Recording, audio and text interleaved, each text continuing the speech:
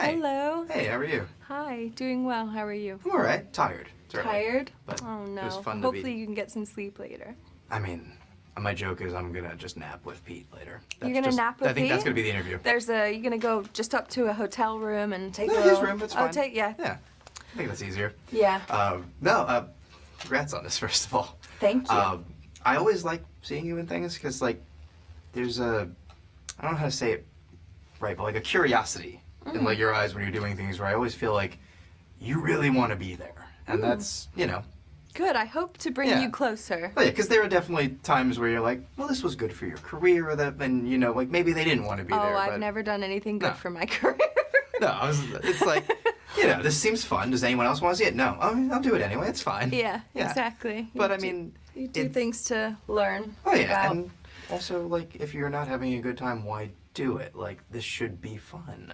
Yeah. Like they're paying you to pretend. Like Yeah. Obviously, this is a big role and you get to put a spin on it that no one else really has gotten a chance to do. Thank you. Oh, congrats. Like it's amazing. Like how do you know you want to do it?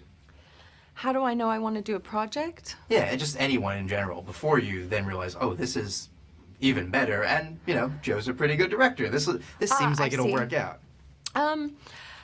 The reason little backstory. I was living in New York and I really wanted to do theater. So I went to my agent and I said, hey, will you think of me if anything comes up? And the next day, my agent calls me and said, there is a production at Cyrano. It's based on Cyrano de Bergerac. Peter Dinklage is playing Cyrano. It's just a reading. Will you go? It'll be a week long. The National will be there. And it will be a nice experience to get involved with the theater community. And I was like, yeah, no brainer. That would be amazing.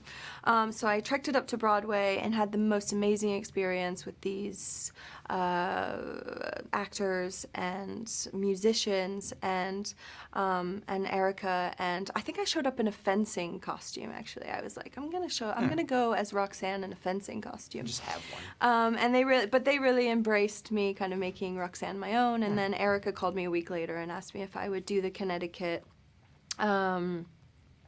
stage production in Connecticut at the Goodspeed Theater.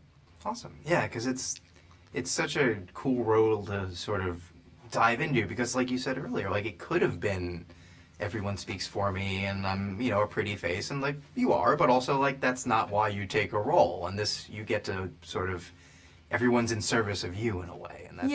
Yeah. I mean, it was important to me that Roxanne be an individual and feel human and flawed and culpable and messy and, making good choices and bad choices and everything in between. Yeah, because that's also what we know. Like, I feel like that's also, it seems harder, but that's got to be almost easier to play because you know that. You don't necessarily know the, like, I'm just a pretty face and I stand in the corner and people tell me what to do. That's not natural. No. I'm not sure I know what you're saying.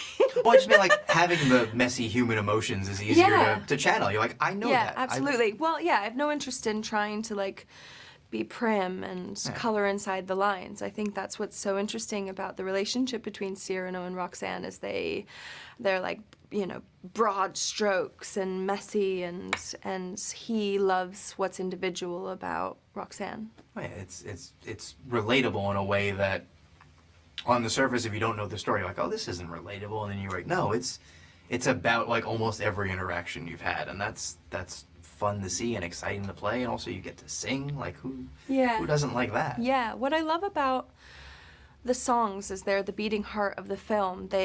You're able to express something in song that you can't really necessarily express with words. Yeah, and this one does such a good job of it feeling organic, because that is like sometimes the hardest thing is like, they've stopped. Why? Yeah. I mean, I'm not a huge fan of the genre of musicals. Yeah. I mean, I love cabaret, and there's a film with Bjork that was just insane, and I loved it.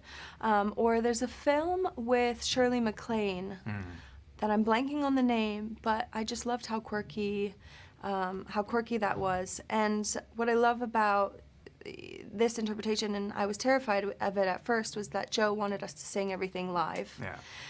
And I'm like, but I'm not gonna, how am I gonna sound nice? And it's not about sounding nice. It's about not sounding nice in a lot of ways. And there's a real fluidity between the dialogue and the music.